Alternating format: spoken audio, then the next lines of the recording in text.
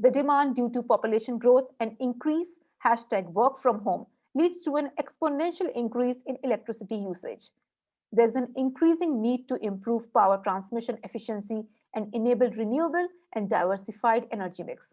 Following this, India being the world's third largest power producer and also third largest power consumer.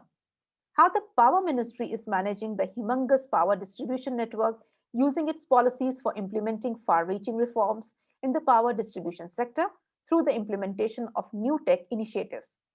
On the other side, how are state run discoms gearing up for the strengthening their efficiency aligning with the center's power policies? How should the leaders of the modern energy industry align themselves to brace for this change? In the next panel discussion, our experts will discuss the topic Technology Roadmap for Power Sector, Building Energy Efficiency for 24/7 Power Supply, Best States.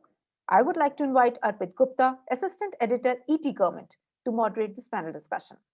Over to you, Arpit.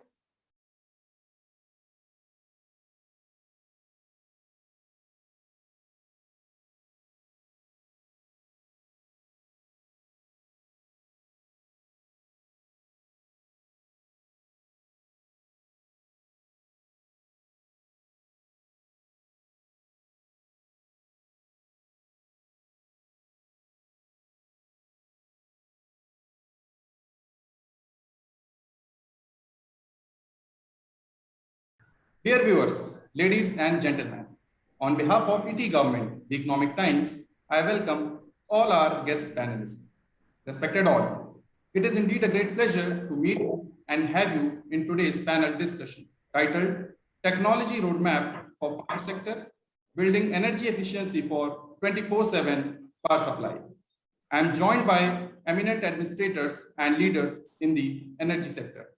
I welcome Ms. Radhika Jha, Secretary, Department of Energy and Renewable Energy, Government of Uttarakhand, Mr. R. Lakshmanan, ED REC Limited and CEO of REC Power Distribution Company Limited, Mr. S. Ramana Reddy, VC and MD of New and Renewable Energy Development Corporation of Andhra Pradesh, Mr. D. Prabhakar, CMD of Transmission Corporation of Telangana Limited, Mr. Rajnath, Advisor, Power and Energy NITI Aayog, Government of India, Mr. Yogesh Kumar, Nodal Officer Smart Meter, UPPCL, Government of Uttar Pradesh. And I'm also joined by an industry leader, Mr. Gill, Head of Digital Strategy and Market Innovations, Energy and Utilities, SAS. I welcome all the eminent guests. Respected guests, I begin the discussion by taking opening remarks of all the panelists. I request Ms. Radhika Jha to start first. Ma'am, what is your initial remark on building efficiency for providing 24/7 power supplies? Over to you. Thank you so much, Arpit. It is indeed a pleasure and delight to be on this panel. I would also like to greet my co-panelists. As far as the discussion today is concerned, I think it's absolutely relevant because India is one country in the world, Arpit, which has seen a meteoric rise in terms of operational efficiency, technological breakthroughs over the last 7 to 8 years. So I think this is the right time when all the stakeholders like ET has rightfully organized today could come together and decide the way forward, how each of us in the state, center or private sector could pitch in to actually implement 24/7 in the real sense in the field. So it's a delight and I look forward to the discussion. Thank you. Mr. Lakshman, over to you, your initial remarks. Good evening, everyone. I'm happy to be part of this panel discussion. Just as Ms. Radhika had mentioned, I think as a country, we have significantly addressed the access issue in the electricity sector.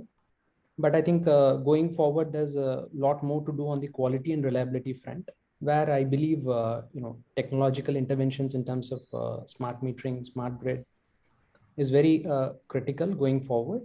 And similarly, there's a lot of work happening on the energy transition towards greener energy, and the overall energy mix is changing. That again would be a critical area for achieving 24/7 and how we manage the grid flexibility in this energy transition. And the other important critical aspect cutting across all these would be the financial viability and sustainability of the distribution sector. which is improving, but I think a lot more needs to be done. I think we'll be having discussion around all these areas. Thank you, Mr. Lakshmanan. Mr. Reddy, over to you. Your initial remarks. Especially on the supply of energy 24/7. Now we are in the stage where the entire globe is running towards net zero emissions. And also India is also marching towards adding more and more of renewables. So under these circumstances, it is very becoming a major challenge for power sector utilities and the governments to supply 24/7 reliable power. So under these circumstances, India has taken a lead role in bringing technological interventions into the power sector. Especially, we have taken a major initiative in International Solar, forming International Solar Alliance, and also and other renewables by giving a lot of importance and budgetary support. So, as many targets are set by international agencies towards net zero emissions economy. So, even India also has to take a lead role and towards achieving this net zero emissions. Under these circumstances, so technology plays a big role in adding more and more of RE power into the grid. So I appreciate the ET to organize this kind of intervention and conclave.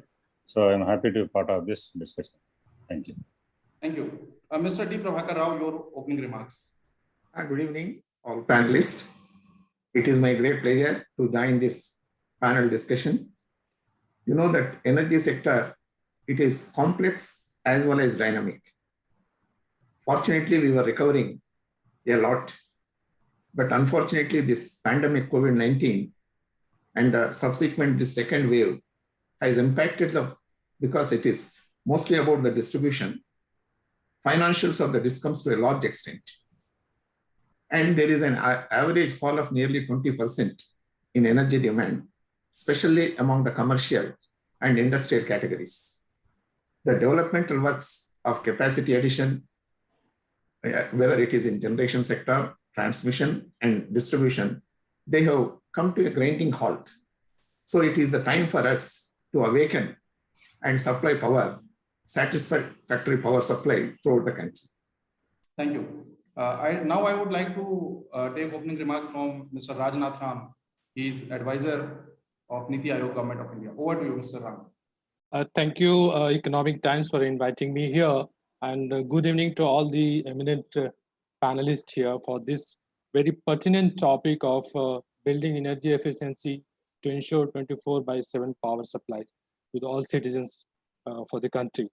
The first, I just like to mention that IA has mentioned that to meet the development goals, energy efficiency to be termed as the first fuel, which will not only play a role for demand reduction, but it also reduce your burden on the infrastructure creation.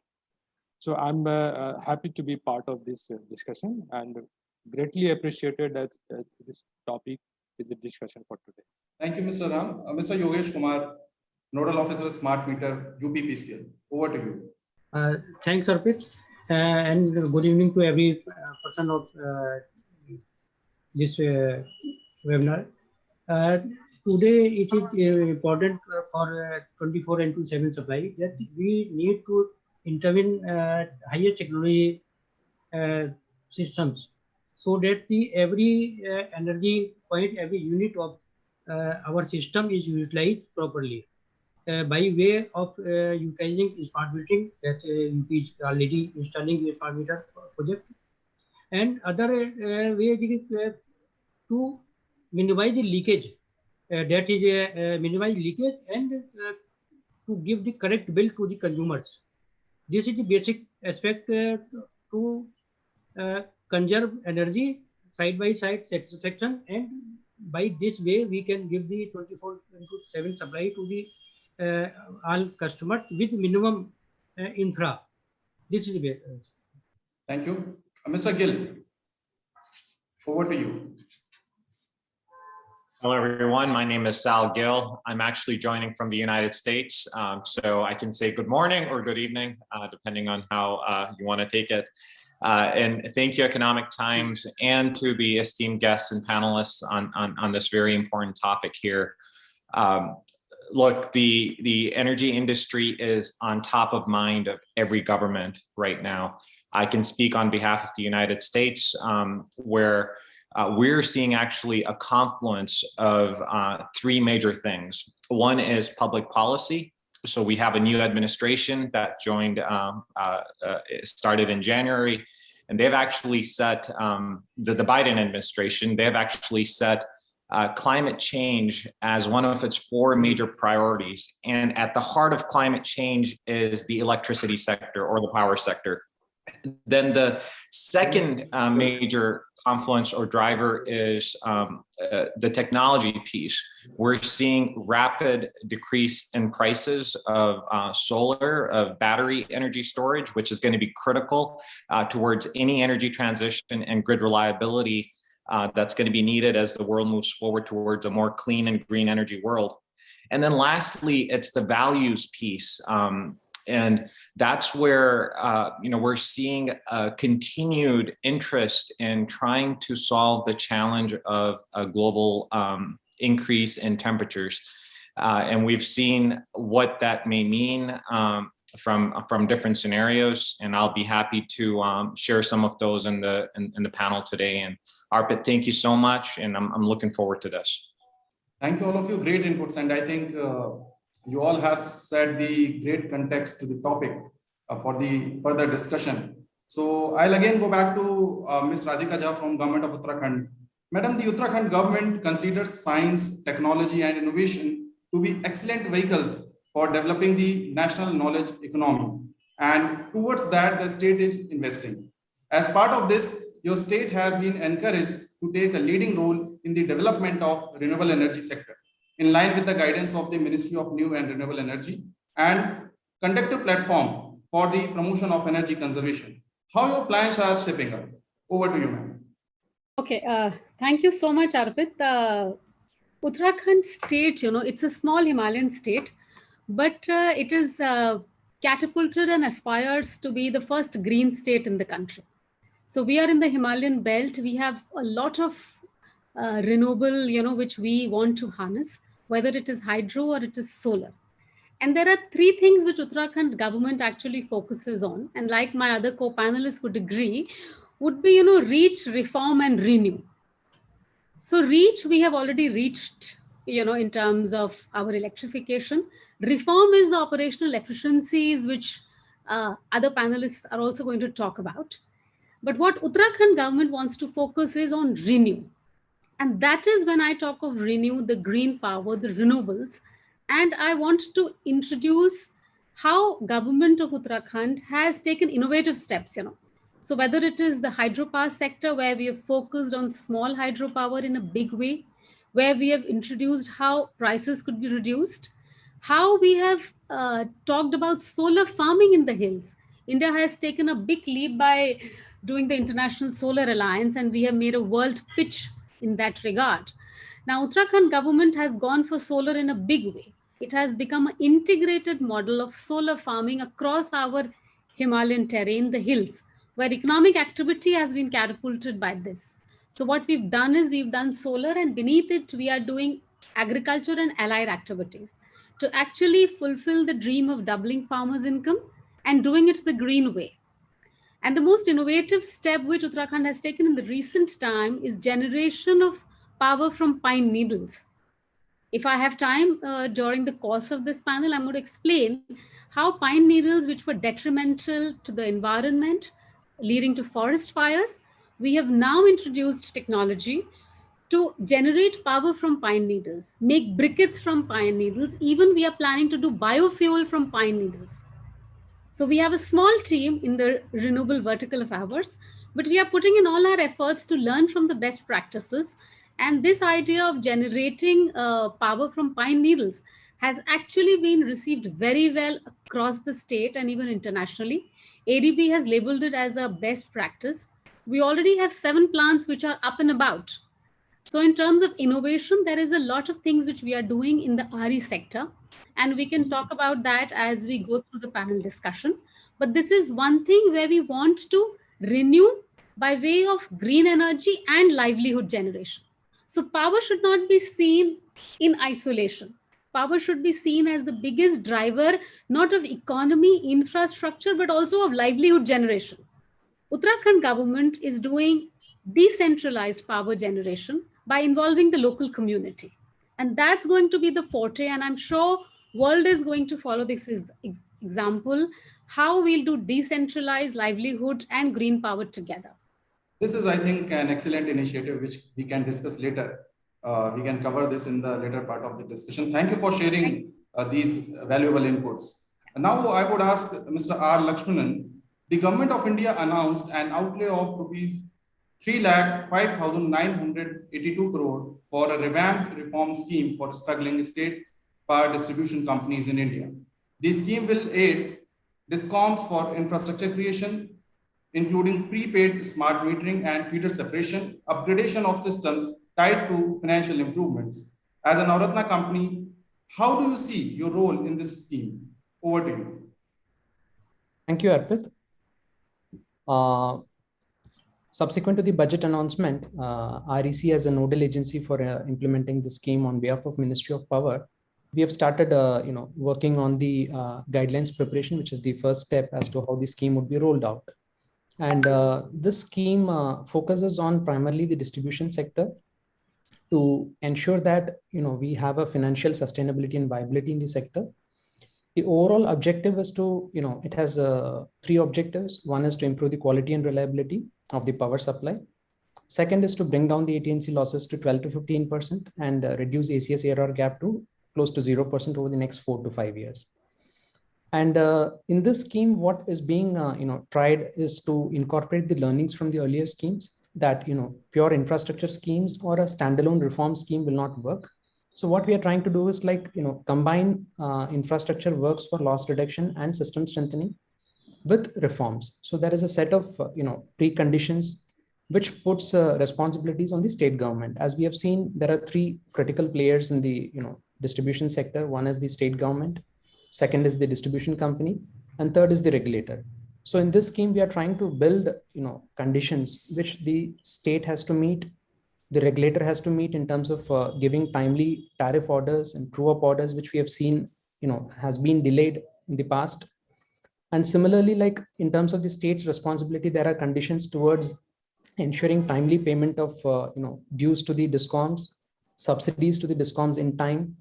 So these things are put as pre-qualification conditions which DISCOM has to meet to participate in the scheme and get a fund release. And similarly, under the infrastructure, the focus is on smart metering, prepaid smart metering especially, which is being felt as a key change in the way business is being done by a DISCOM, which will enable loss reduction, as well as improve the consumer experience with the DISCOM in terms of their convenience and comfort as to how they interact with the DISCOM. And it also focuses on a complete system metering so that there is a comprehensive energy accounting right up to the DT level, which then gives indicators and pointers for technical and commercial loss reduction. And as nodal agencies, we would be closely working with the states and the DISCOMs in helping them prepare an action plan in line with the guidelines of the scheme. And then there is a annual evaluation exercise as to how they are adhering to the results evaluation framework, the targets that are set in the scheme, the pre-qualification conditions that are built as a part of the scheme, so that they are eligible for fund release each and every year based on the achievement of results. So that is the bottom line of the scheme, that they have to achieve the reform goals and the output and outcome targets that are set in consultation with the states and DISCOM. And then they are eligible for the annual fund release. So we believe that this scheme is a much better scheme or an improvement building in the learnings from the earlier schemes. So hopefully this should go a long way in improving the viability and financial sustainability of the distribution sector. Thank you. Thank you for sharing your inputs. And now, as we see, not only the country, but entire world is badly hit by COVID-19 pandemic. Mr. Reddy, my next question to you is, has the ongoing pandemic hampered Andhra Pradesh's ambitious plans to set up the electric vehicles charging station in the state? And who all are your partners in this scheme, in this plan? Over to you. Yeah, so Andhra Pradesh is taking a lot of initiatives to promote e-mobility in Andhra Pradesh. So the major stakeholders which who have come forward to establish charging stations are, one is the EESL. So that is recently again renamed as the CESL, another PSU of MOP, and NTPC and REIL. These are the three organizations have come forward and have signed MOU with Andhra government to set up charging points across all the national highways passing through Andhra Pradesh and also in the major cities of Andhra Pradesh. Thank you, Mr. Reddy. And Mr. Prabhakar Rao, congratulations. Telangana is one of the first states in India to provide 24/7 power supply. Can you please briefly share your project management techniques in ending dark days in your state? Over to you, Mr. Rao. You are right, Mr. Arpit. At the time of formation of the state, there was almost darkness. Almost most of the rural villages, they were hardly getting 6 to 8 hours only. But after formation of the state, with the active support of the state government, we had some short-term, medium-term, and long-term projects. And also, if you just look at our peak consumption, recently we have touched 13,688 megawatts, which was just 5,600 at the time of formation of the state. And major factor is that we have to strengthen the network, transmission and distribution network, wherein the state government and also the utilities, we have concentrated on that, and we have spent nearly around 30,000 crores only on improving the network. As a result, we are able to now today supply quality and quantity power throughout the state. I thank REC also for helping, for supporting us in this regard. And along with that, the state also has taken major initiative in promoting green power through proclamation of Telangana Solar Policy 2015, which is appreciated throughout the country. It is totally distributed generation, and as a result, we have almost saved around 500 crores in evacuation. So today, at the time of formation of the state, hardly there was 70 or 71 megawatts of green power in the state. Today, it is only 3,800 megawatts solar power. All put together, we have got around 4,500 megawatts of green power. Thank you for sharing these inputs with us. Now, I would like to ask Mr. Rajnath Ram. The NITI Aayog is a public think tank of the government of India. So what is your mandate in the power and energy sector? And how do you align with the Central Power Ministry and the state energy departments? Over to you, Mr. Ram. You know, there is no single ministry of energy. So we have to, there are 5 energy related ministries: Ministry of Power, Ministry of Coal, Ministry of Petroleum and Natural Gas, Ministry of New and Renewable Energy, and Department of Atomic Energy. If you per se the power sector, so we have to integrate all the 5 ministries together. So that's where the role of NITI Aayog comes in place, to take the integrated and holistic approach for the country for the policy level planning. And because we are here for making a national level integrated energy policy, and it was framed long back in 2008.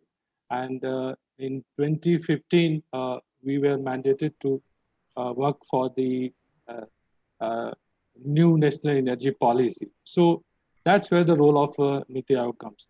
And in the new mandate of NITI Aayog, we are also here to resolve many of the cross-sectoral issues that pertaining to the different sectors. And so take the holistic approach, and then we submit our report for final consideration to Prime Minister Office. So that's where the role of NITI Aayog comes. Thank you for highlighting this, Mr. Ram. Mr. Yogesh Kumar, the Uttar Pradesh government is promoting smart meters as part of its ongoing reforms. What are your ongoing initiatives in smart meters in Uttar Pradesh state? And who are your key partners in the smart meter initiative? Over to you. In UP, we are initiated 40 lakh installation of meters, out of which 11.50 lakh meter has been installed in all over UP. The project is initiated with the EESL in March 2018. since then the project is going on. Presently, 11.50 meter has been installed. The co-partner of ESL is L&T, system integrator, and Genus and ITI Jain are the meter manufacturers, and Vodafone is the communication partner in this project.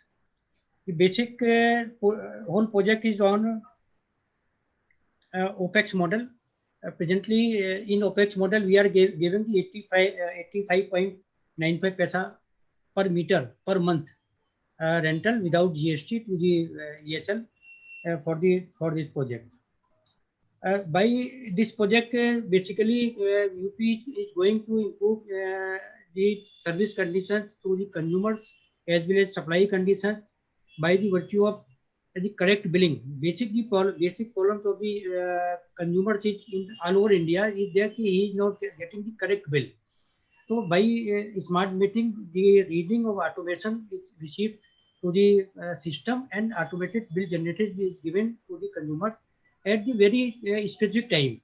That is we are giving the bill to the consumer by 5th of every month. Approximately 98% consumers, 98.5% consumers are getting the bills from our side by 5th of every month. And accurate bill. This is the most important thing. If the consumer get the bill by time, then he is supposed to give the payment by time.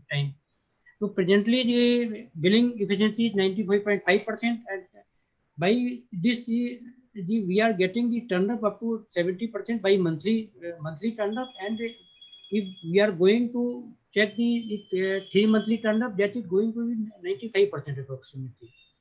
So basically, consumer getting interested to pay the bill to department, but only he need to get the accurate bill. So we are giving accurate bill, and in future collection efficiency also improve the UP in the areas where the smart meter is installed. Now we are going as per Government of India initiative to convert all this meter to prepaid smart meter. Presently, approximately 48,000 meter has been converted to prepaid meters, and others is going in phased manner. This is the basic thing. Apart from this, in future, when we are going to 24.7 supply, then smart metering will play an impact and a key role. By virtue of smart meter, we are getting the 15-minute data for every consumer. That will help to manage the grid with economics, also renewable energy sources. All of this mix will give a better supply with cheap energy prices to the consumers. Thank you, Mr. Kumar. We'll come to you next for the further questions. So let me go to Mr. Gill. Mr. Gill, SAS is analytics software and solutions provider catering to various important industries globally, including public sector and energy and utilities. Key growth for India would be innovation. So how SAS can support public sector and energy and utilities in terms of innovations? Over to you. Yeah, Arpit, that's an excellent question. Let me just share that at SAS, we see the world at an inflection point, right? So we're seeing climate risk has become investment risk. And as I mentioned in my opening comments, at the heart of climate risk is the electricity sector. Now, just a quick fact is, this is some numbers from PwC that came out recently. And they mentioned that between 2013 and 2019, clean tech venture capitalist funding went from $418 million US to 16.1 billion. And that, Arpit, is about 3,750% increase, right? So that's the type of investment that we're seeing in this space. Now, in terms of innovation, SAS being an analytics company, we're actively involved in several different pieces of it. And the number one reason we're so active is because we see data as the new currency of this green energy revolution, right? So we're supporting initiatives that look at how can we more readily integrate electric vehicles into the grid, right? So when we talk about electric vehicles, one of our colleagues here was talking about it earlier in his state.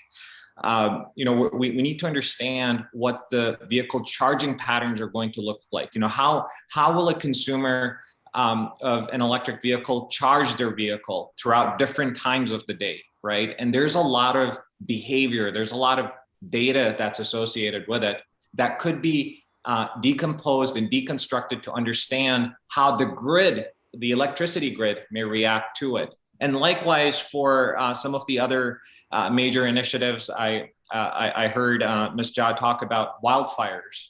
We're actively looking at how can we leverage data analytics and advances in artificial intelligence and machine learning to be better able to predict where and when wildfires may start.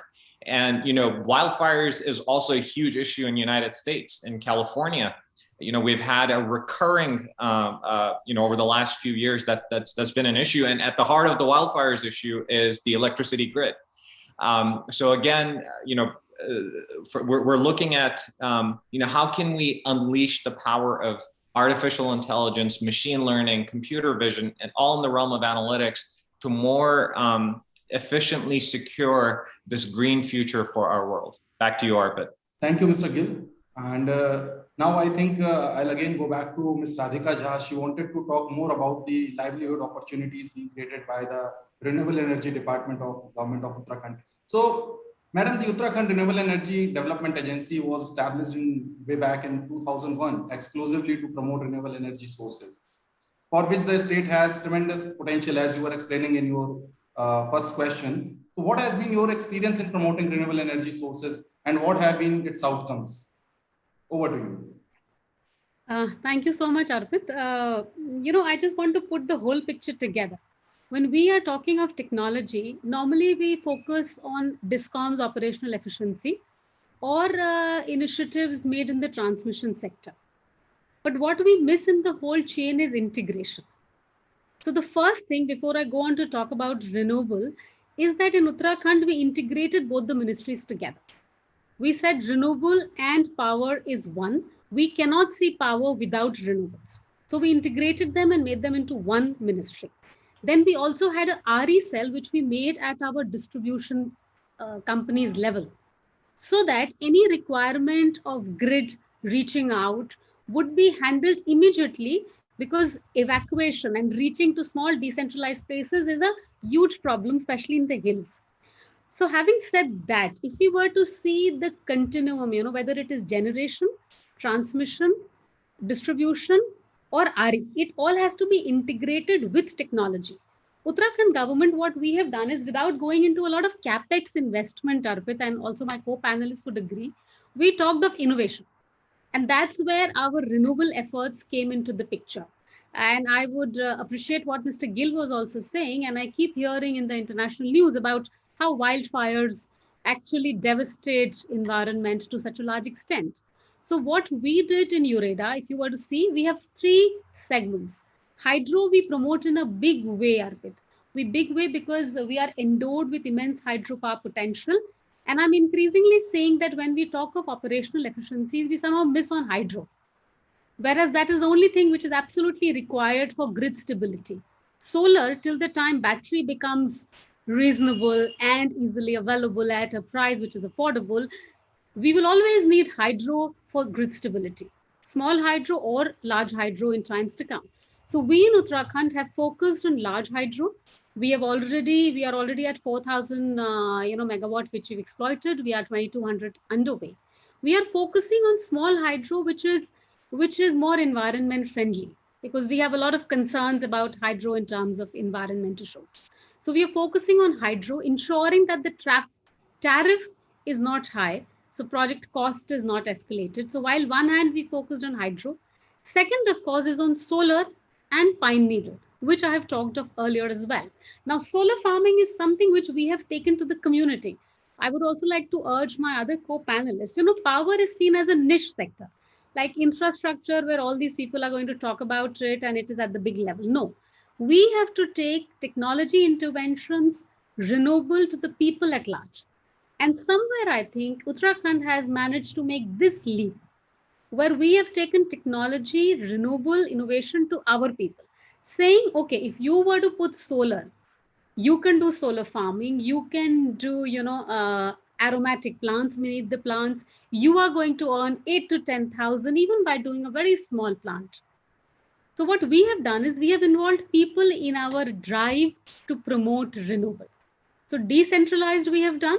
And of course, when we talk of pine needle, that is one model which I would invite everyone to in fact come and see, where we use the gasifier technology and how it's a small plant set up in 2 to 3 months, and how we have women who actually do these pine needle carrying from the jungles, and which actually reduces the impact of these dry pine needles, reducing forest fire in times to come.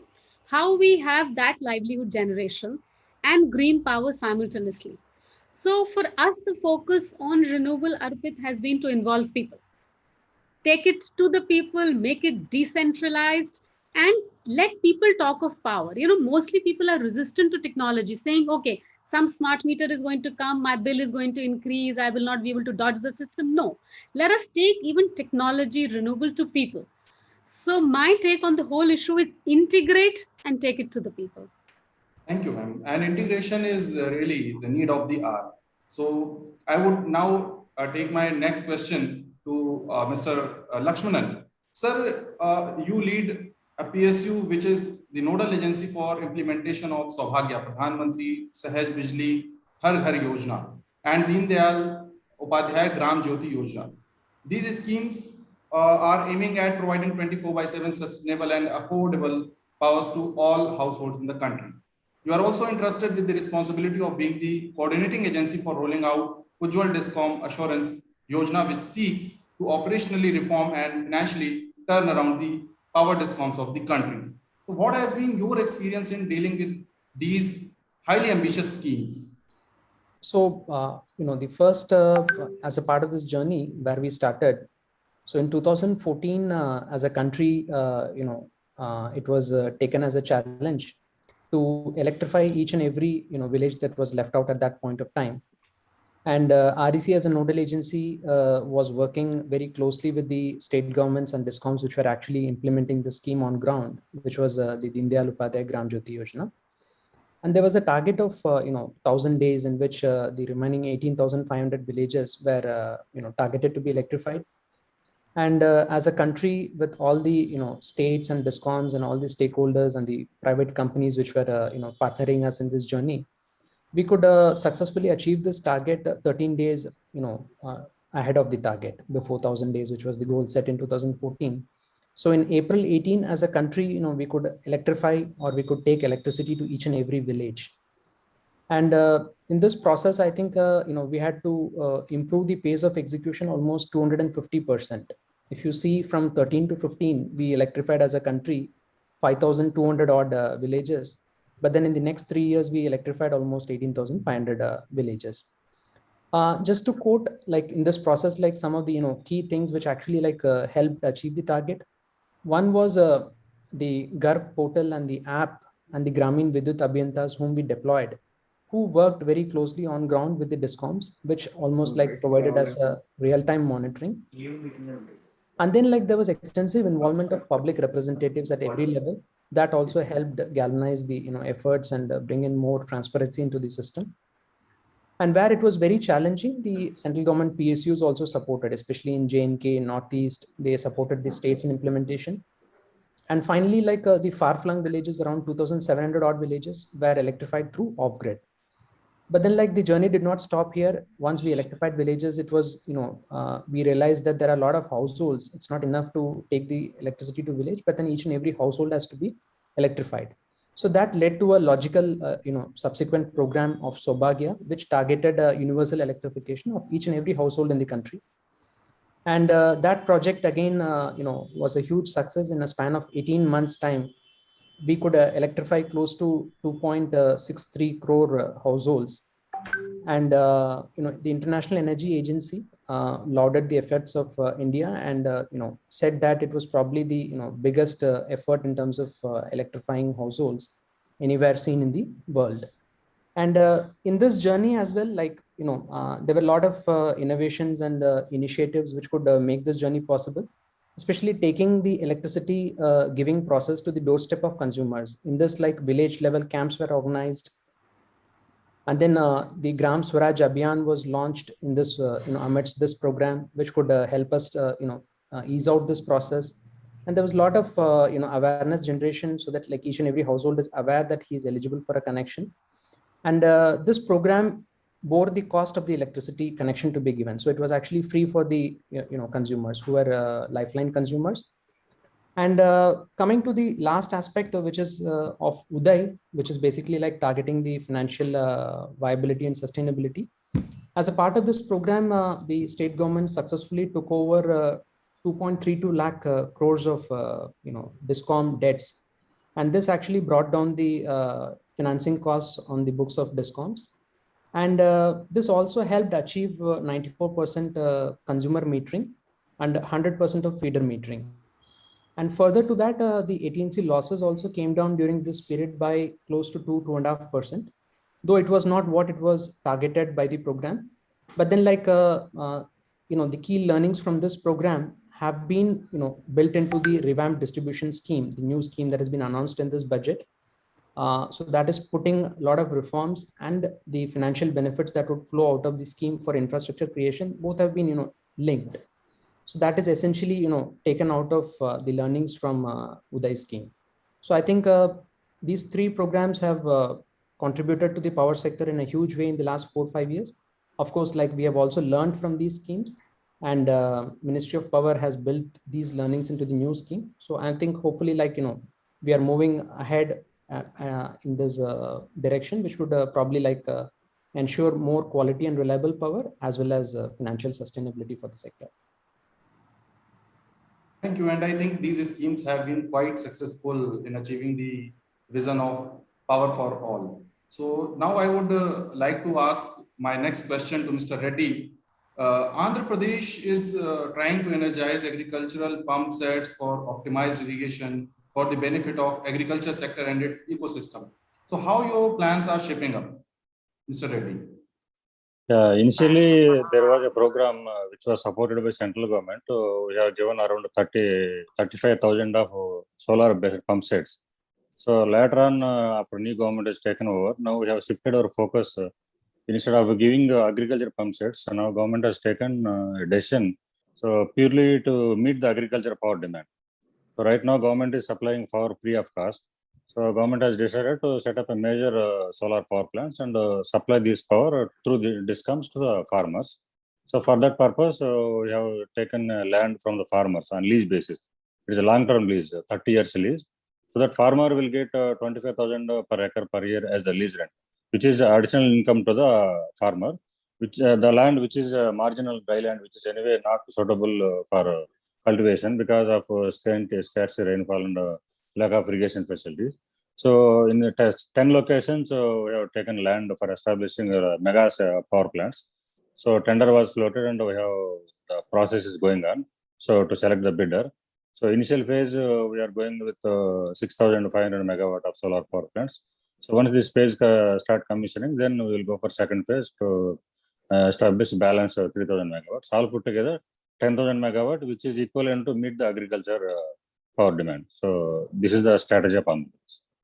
Thank you, Mr. Reddy. Now, Mr. Rao, since Telangana is one of the pioneer states in energy sector, and there has been a great power reform suggested by the Union Power Ministry, which proposes a franchisee system in the power sectors as part of larger privatization move in the state DISCOMs in the Electricity Act 2003 Amendment Bill. So what is your state's stand on this bill? The state government is very clear. We have opposed that amendment, and it is communicated to the Honorable Prime Minister by our Honorable Chief Minister also. We are opposing the amendments. Same is the with power utilities also. And here I would like to answer, just bring it to the notice of Mr. Lakshmanan. He was mentioning about the taking over of the debt. It is not a great relief to DISCOMs. What is happening as a result, the DISCOMs debt servicing is going up. So it is better in the course of reforms, if government of India can support the discoms by some subvention, that will be a great help to the discom instead of giving it as a debt. That is my request. I request him to kindly take it to the notice of the government of India.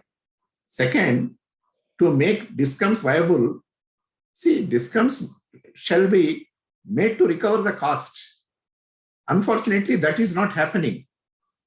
See, the ERCs, they should function independently and also allow the discoms to recover the cost. Then only the financial viability of the discoms will improve. So far as the reforms are concerned, and I am sure that many franchise models introduced in some of the states, they failed. Of course, there are reasons because of the cherry picking of the consumers also. That is also one of the reasons. But our state government is totally opposed to the distribution privatization or even the franchise also. So it is very clear. Thank you. Thank you for putting forth the stand of your government and sharing your thoughts.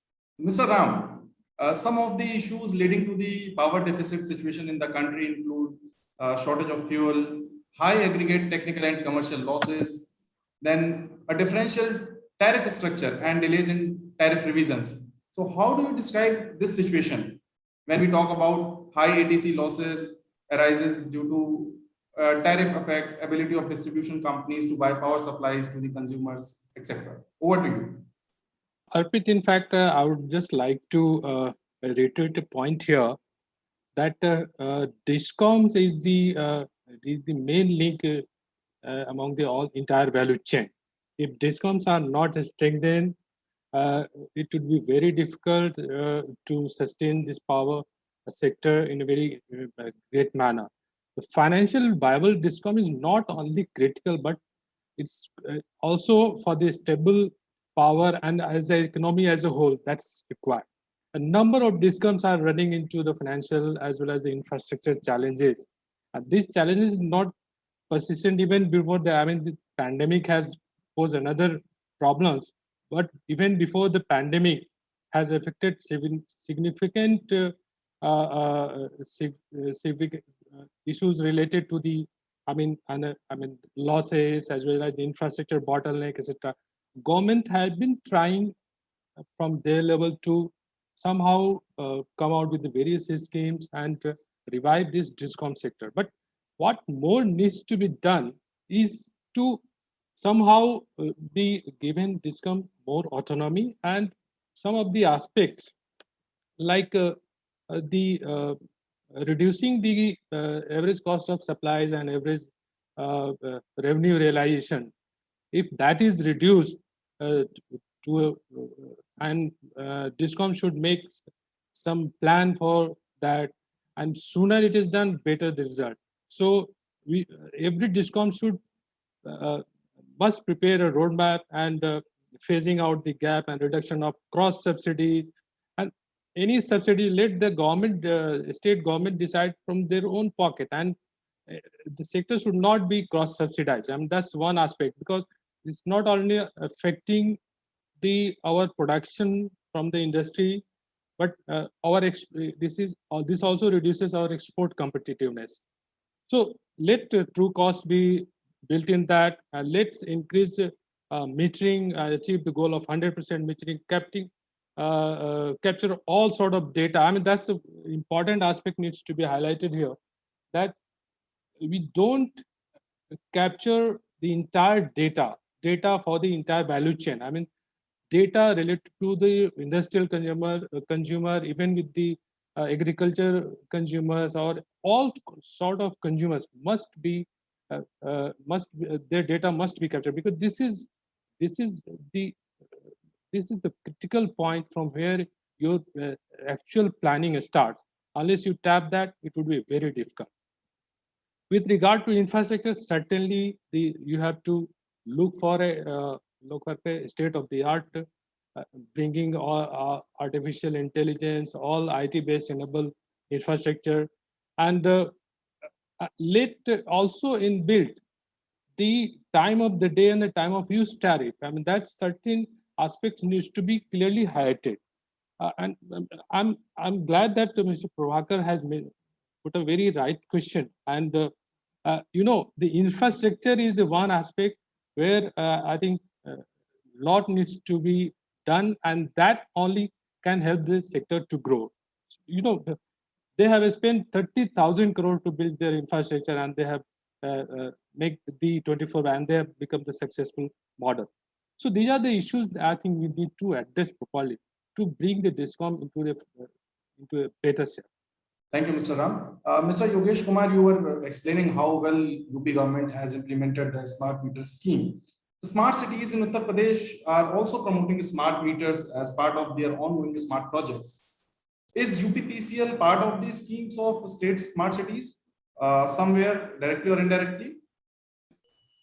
As per UP Power Corporation, we are not involved in the smart city work in respect of the smart metering.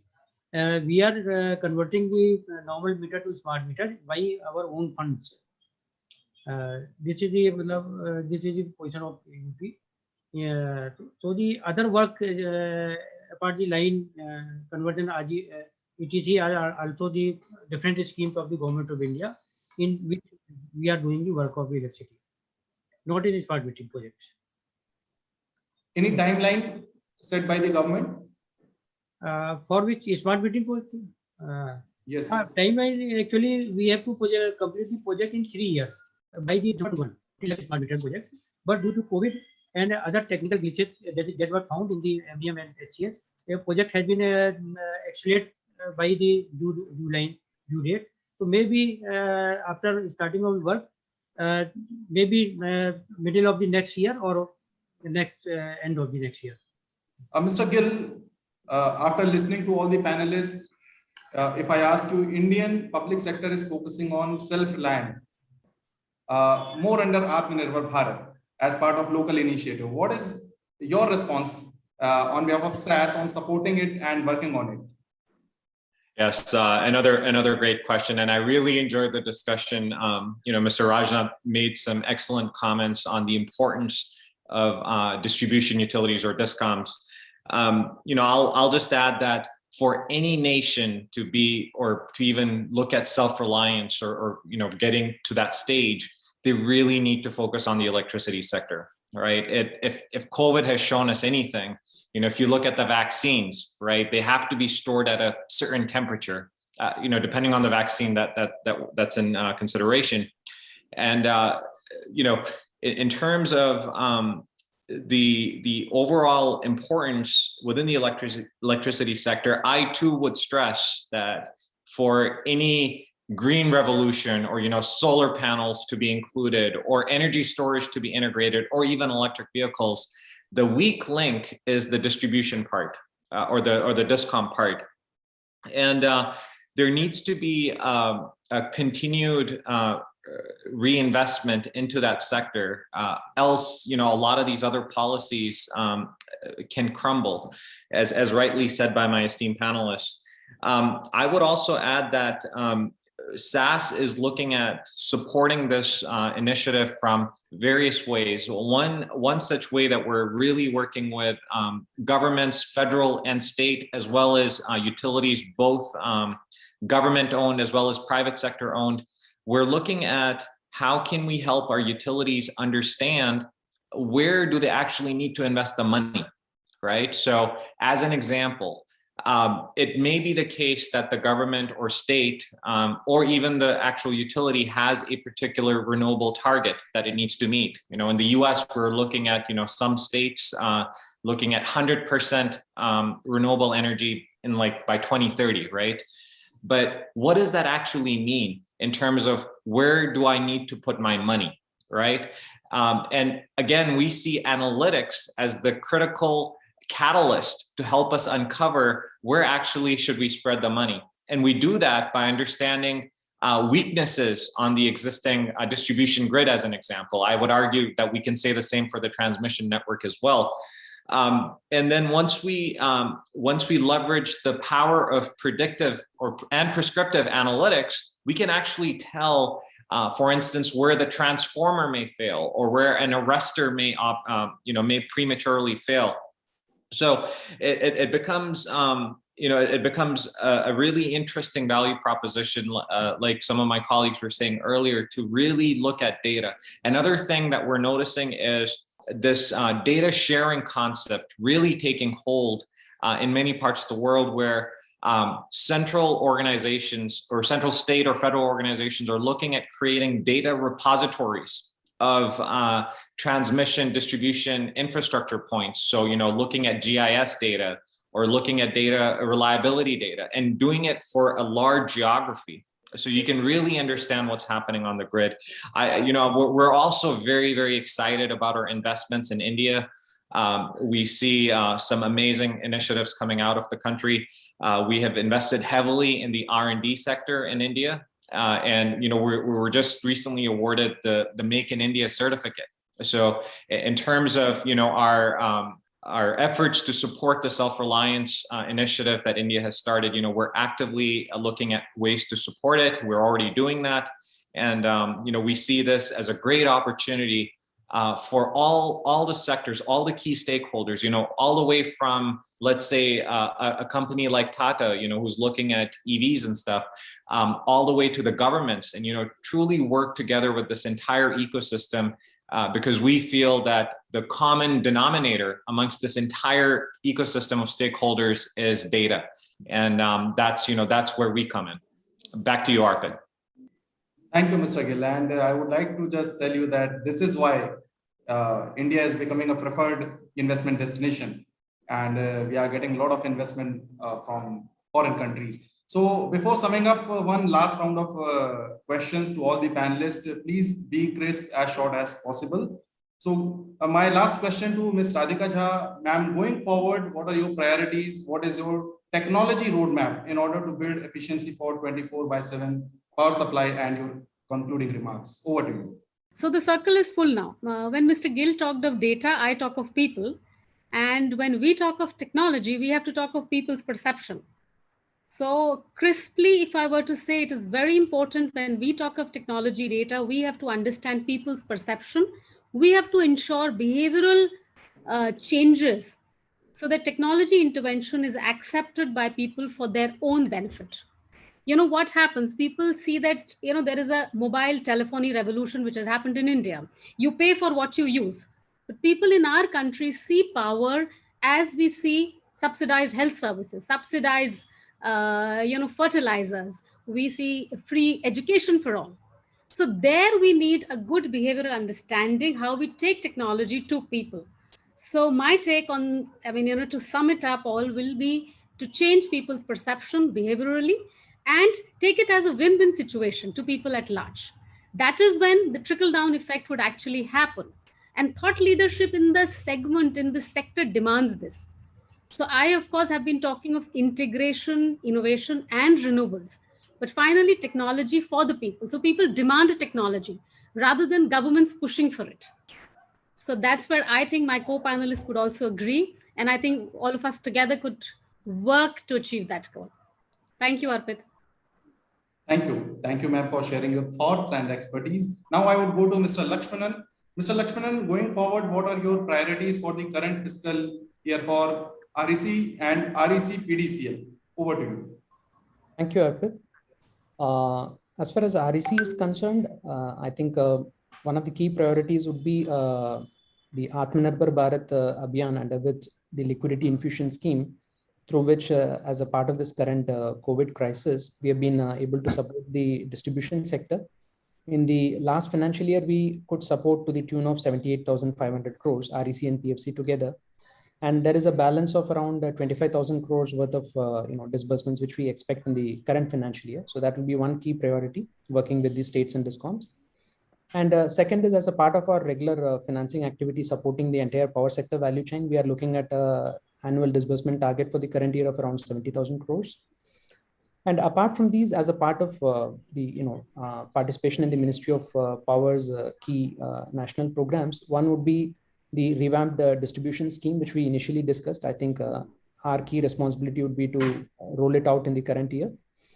And apart from that, we are also working with Ministry of Power to bring out a consumer service index. So I think for the first time in the country, we are focusing on evaluating the consumer service, what the DISCOMs are providing across the quality, reliability, and their billing and collection systems. So that will be a key initiative in the current year going forward.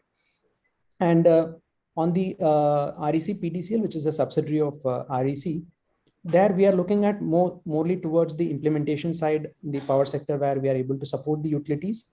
In that, we are working on a comprehensive energy accounting solution, because we think that would be one of the key game changers for a utility if they have a proper energy accounting solution, which is technology driven.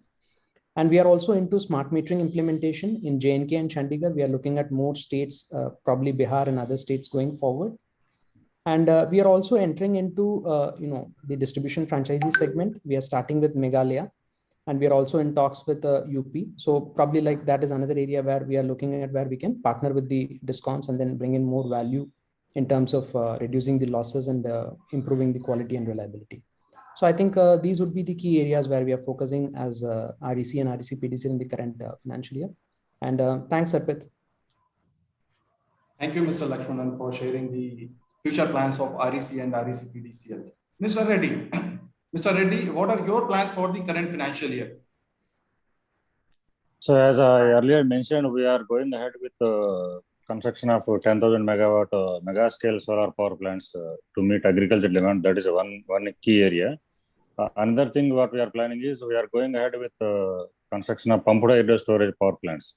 As Andhra Pradesh is having large renewable for already 8,000 megawatt is already installed, commissioned, and another 10,000 will be adding to the grid. So all this huge renewable power, it is very difficult to manage the grid without having proper storage of energy, because in daytime we will be having excess power. In the morning and evening peak time, we will be having a shortage of power.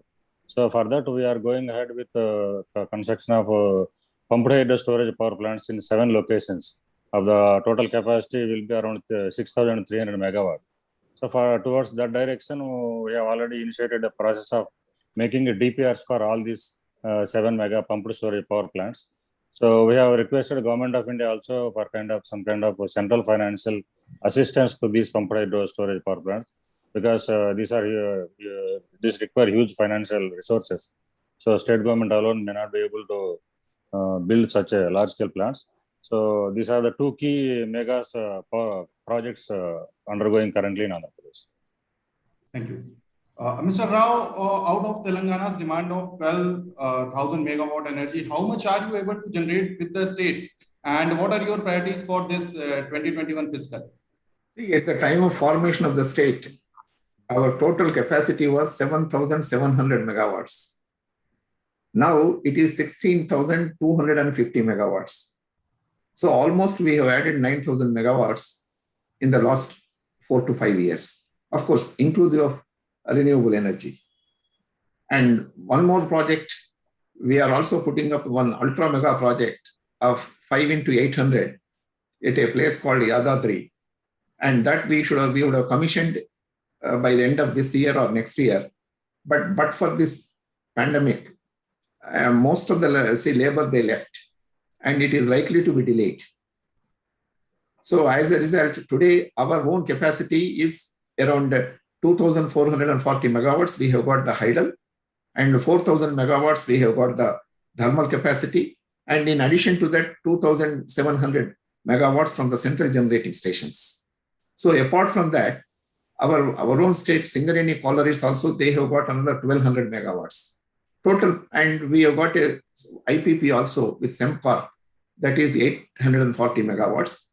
All told, now today we have got 16,250 megawatts, inclusive of around 4,500 megawatts of renewable energy. But with all that, there is a shortage. You know, Telangana, it is largely a farming state. And we have got around 30 lakhs of pump sets in the state. And 40% of the energy is only towards the farming sector. So during this last 2-3 months, there was some shortage of power. Instead of going for short-term power, we have purchased it from the exchange.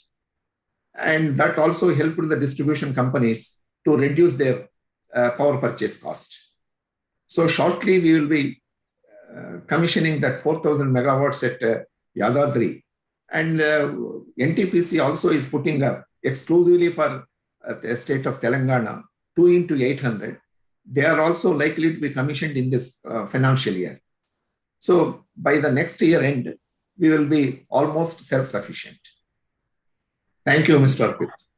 Thank you, Mr. Rao. Now I would like to ask Mr. Rajnath Ram his concluding remarks. And Mr. Ram, going forward, do you see non-alignment of the power reforms between the central government and the state governments is an area of concern? I don't see that there would be any kind of non-alignment. Both has to work together. I mean, then only we can succeed. Center has to play a major role in supporting, hand-holding the states and bringing all kind of reforms and providing funding support and to them. And NITI Aayog has also a major role to play in this, because we have a governing council and it is headed by Honorable Prime Minister, and all the chief minister are the member of this. So every issue or any kind of issues pertaining to the sector can be brought at that level and it can be resolved. But for the technology roadmap kind of thing, I would like to highlight that the important aspect, as I have highlighted, that few of the things we must need to focus. First is the building infrastructure, and which must be an IT enabled and SCADA system and AI based. We must focus on reducing AT&C losses, reducing ACS ARR gap towards the discom side, and improving the billing and collection efficiency. We should also focus towards 100% metering to all kind of customers. And towards the RE side, improving the forecasting, grid balancing measures, and at the same time, we should also focus in the DRE, distributed renewable energy side. Otherwise, entire renewable cannot be integrated into the grid. So that is another important aspect we must focus on. And at the end, let me also highlight the point, integrated energy ministry. I mean, that's Madam Radhika has also pointed out that power and renewable should not be in a different ministry, but they should work together. So these are my concluding remarks for you. Thank you, Arpit. Thank you, Mr. Ram. Mr. Yogesh, as part of the ongoing initiatives, what are your priorities and timelines for the project implementation of the current financial year? Can you briefly talk about? As per concern of this year, we are in hurry to convert or make installed all meters in smart meters. But due to COVID and other constraints, we are not able to install all meters by December 2021. We are taking measures as the COVID are going to be some relax in COVID. We are hurry to install, convert all normal meter to smart meters, as well as installed meter to prepaid meters, as per priority of Government of India. Thank you, Mr. Yogesh. And now the last closing remark by Mr. Gill. And Mr. Gill, I would also like to understand climate change is on the top of mind for every major economy in the world these days. Can you walk us through how climate change is connected with, let's say, a distribution utility in India? More importantly, what role can analytics play in the electricity sector broadly in helping us prepare for a more carbon neutral world? Over to you. Thanks, Arpit. So before I give my answer to that question, I host a podcast series called Electrifying AI. And in one of my episodes, I actually talked about a news article that I came across. I think it was on CNN, and they talked about the city of Jalandhar in India, and how in the initial stages of the pandemic, or back, I think in April 2020, how people were actually able to see the Himalayas all the way from such a far away distance. So the reason I bring that up is because I really hope that India, governments around the world really see decarbonization as a good cause to pursue. If we look at specifically at the distribution utilities, like you mentioned, absolutely critical to understand all the things that are happening at the distribution grid. The electric vehicles eventually will connect to the distribution grid. The solar PVs, we talked briefly about decentralization of the electricity sector and empowering consumers of electricity by encouraging ownership of some of these renewable assets. All that is taking place at the distribution sector. So, SCADA or distribution management systems, all of this is going to increase in importance, and it already is. The other point I wanted to highlight was the need for holistic system planning. We talked briefly about, the state and central governments working together. I would argue that generation, transmission, and distribution, all of them need to work together in addition to the retail sector.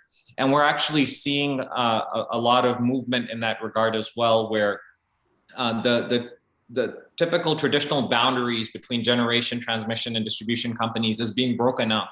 And we're looking at a world of integrated resources planning. And again, at the heart of that integrated resources planning is the ability to structure and utilize data to inform decision-making. And that's somewhere we see a lot of potential for growth. And lastly, I will say, being an analytics person, forecasting and optimization, right? Two words. They're going to be key for us to unlock this decarbonized world. It's applicable to smart meters. It's applicable to understanding how people are actually consuming electricity. It's applicable to understanding how changes in weather could impact the overall energy outlook for the country. So those are my comments, and thank you, Arpit, for having me here again. Thank you, Mr. Gill, and what an enriching session it was. With this, I conclude today's panel discussion, Technology Roadmap for Power Sector, Building Energy Efficiency for 24/7 Power Supply, as a part of second edition of National PSU Virtual Summit 2021. On behalf of ET Government, The Economic Times, I sincerely thank our guest panelist, Ms. Radhika Jha, Secretary, Department of Energy and Renewable Energy, Government of Uttarakhand, Mr. R. Lakshmanan, ED REC Limited and CEO of REC Power Distribution Company Limited, Mr. S. Ramana Reddy, BC and MD, New and Renewable Energy Development Corporation of Andhra Pradesh, Mr. D. Prabhakar Rao, CMD, Transmission Corporation of Telangana Limited, Mr. Rajnath Ram, Advisor, Power and Energy, NITI Aayog, Government of India, Mr. Yogesh Kumar, Nodal Officer, Smart Meter, UPPCL, Government of Uttar Pradesh, Mr. Sal Gill, Head of Digital Strategy and Market Innovation, Energy and Utilities, SAS, for sharing their knowledge with ED Government. Thank you so much.